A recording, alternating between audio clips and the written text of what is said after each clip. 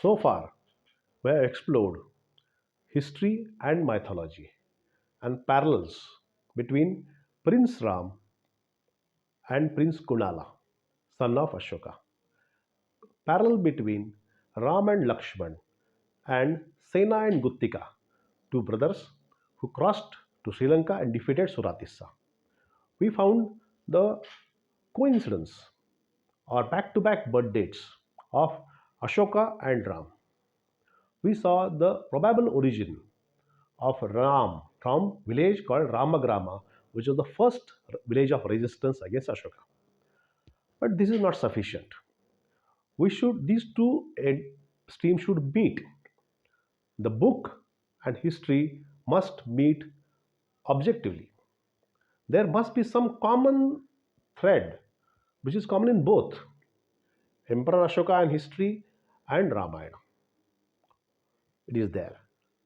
So only presence of that common mention is not sufficient. We'll have four criteria for that. One is mention should happen in a very important turning point of the story, not passing mention, important turning point of the story.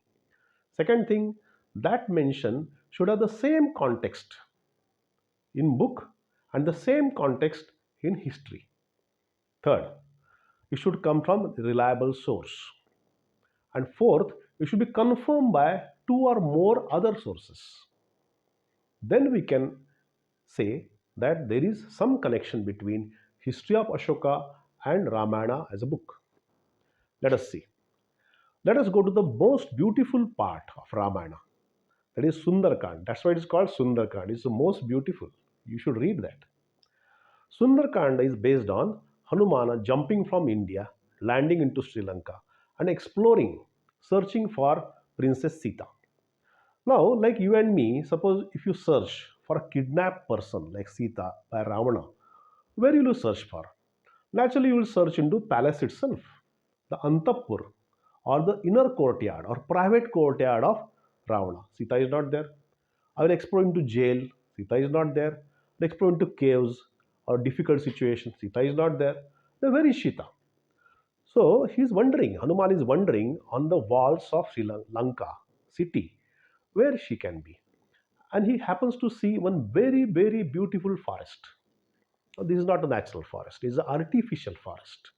Looking like garden or forest, garden come forest, full of fruits, flowers, animals, birds, with lot of fragrance, beautiful breeze going on. A beautiful scene. A very good description is there. And that forest come garden is called as Ashok Van. I repeat, Ashok Van or Ashok Vatika. Because there are so many Ashoka trees are there.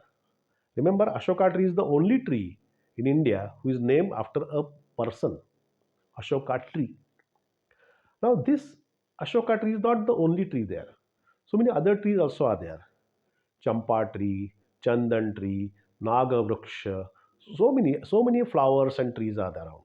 And such a beautiful description is there that Hanuman actually happens to disturb one tree, and so many birds are sleeping there. So they suddenly get up and they start fluttering their wings.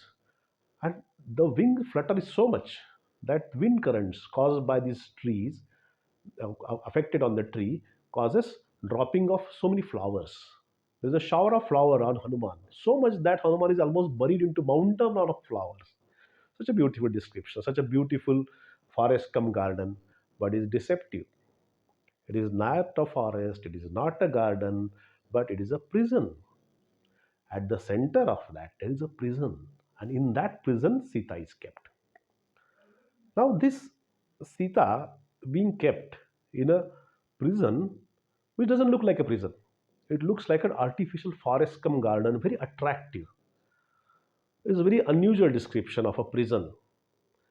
Can you find that sort of prison in actual history? The answer is yes.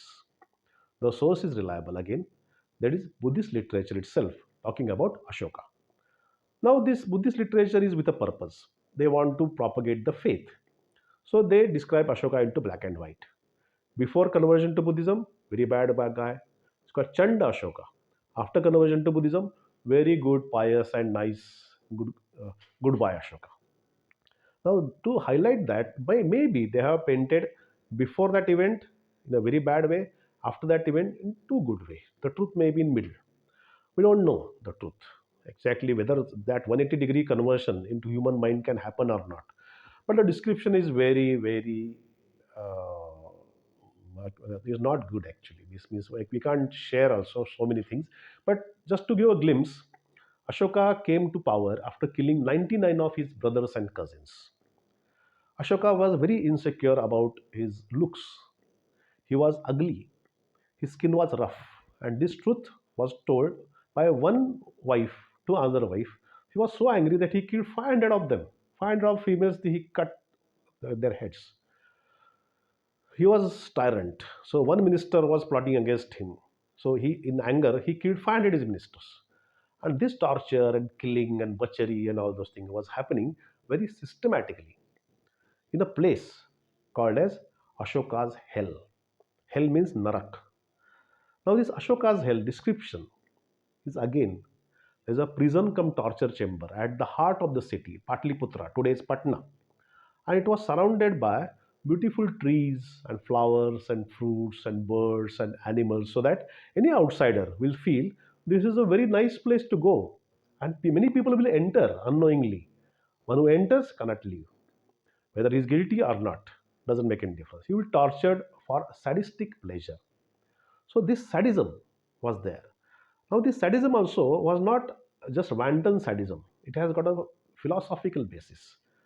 That is, the chief sadist jailer of that whole Ashok one come Ashoka's torture chamber or something was Girika. And he was doing that according to Buddhist scriptures. Now, Buddhist scriptures, they do mention that if you do bad karma, you go to hell. And what happens to hell? There is a graphic description. Some are eight punishments, cold punishments, eight hot punishments. There are some putting nails, crucifixion. So many are there. We can't describe that also. It is right. Actually, we can't describe that actually. It is very bad.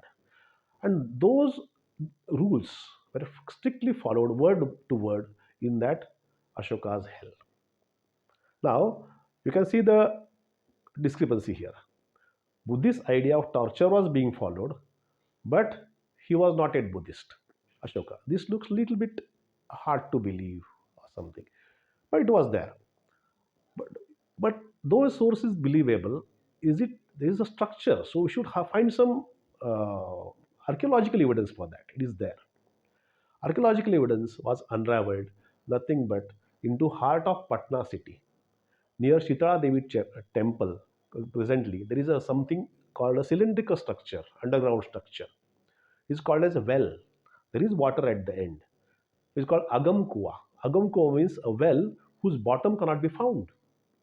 And peculiarity about this well is this 100 feet deep well, first 40 feet are surrounded by bricks.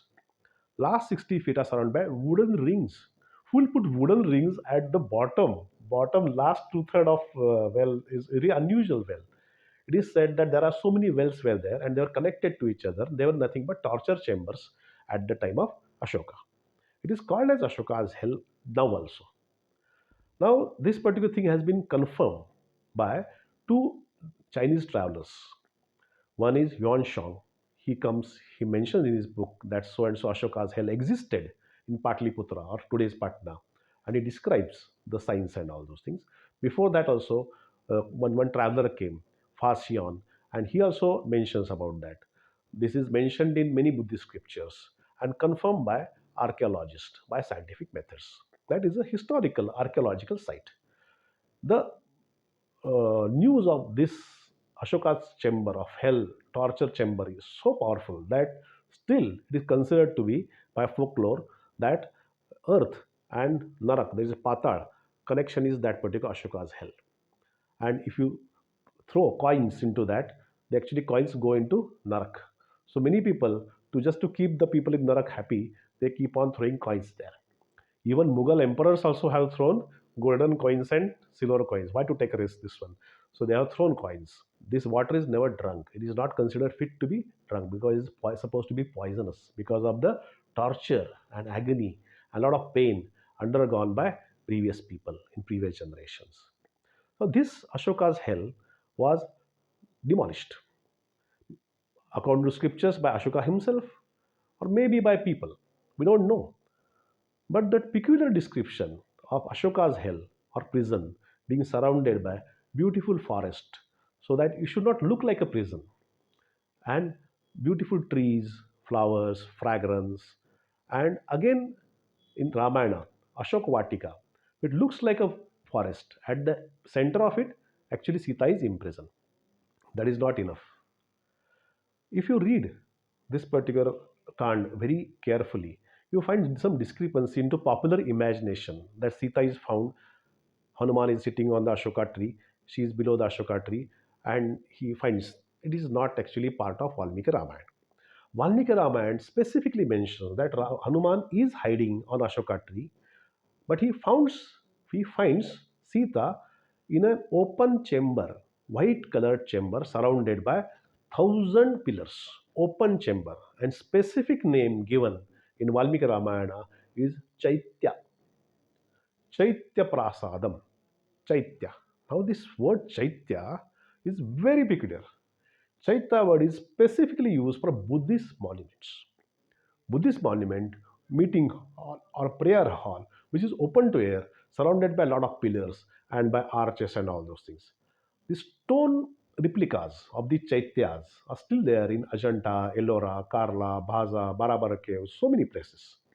So Chaitya is a typical Buddhist architecture. So the Ashok Vatika, looking very beautiful. Inside there is a prison. Inside there is a Chaitya. In that Chaitya, Sita is kept captive. This name Ashoka and all these parallels with the prison, torture, and Buddhist suggestion is a little bit of actually cannot be coincidence. But this coincidence has to be explored further. Now the question remains is that there can be some overlap. But what about Sita? How to have analogy of Sita? Sita is a princess and she is taken forcibly by using force by island king and taken as a captive and kept into Ashokvatika. How the concept of Sita evolved and what was the historical analogy for concept of Sita? That moving story we'll see in next video. Thank you.